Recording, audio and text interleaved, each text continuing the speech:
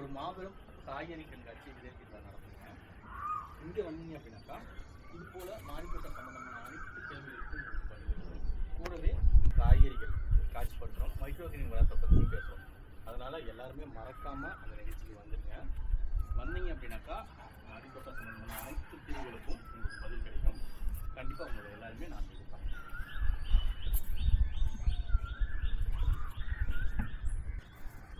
Sir வேறு ஏதாவது இருந்தால் சொல்லுங்கள்.